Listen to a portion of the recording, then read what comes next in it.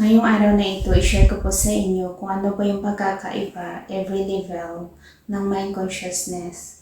So, ang second density of mind consciousness, ito po ay tumutukoy sa mga hayop. Ito po yung level ng kanilang karunungan na sa second density of mind consciousness. Ang third density of mind consciousness, ito ay tumutukoy na po sa mga tao, ngunit nasa limited beliefs po siya. Ang fourth density of mind consciousness, ito ay tumutukoy sa bawat individual na tao na natutunan nila unawain yung energy. Pagdating sa fifth density of mind consciousness, ito is nasa balance na po siya. Ibig sabihin, mental and emotionally, ang isang individual na tao ay balance po siya.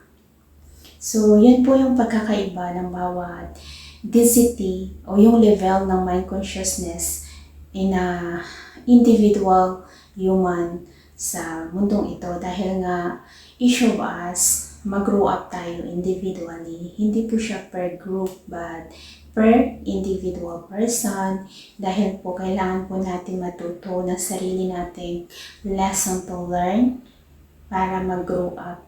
Dahil hanggat ang isang individual na tao ay hindi natututo na tumanggap ng kanyang pagkakamali at hindi niya makita ang kanyang pagkakamali, ay hindi niya rin po ito maitatama.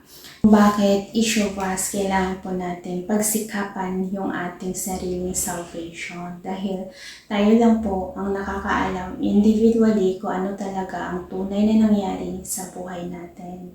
Kung bakit tayo lang po individually yung may kakayahan na i-set free yung sarili natin sa mga past experience natin o past trauma natin by doing a forgiveness.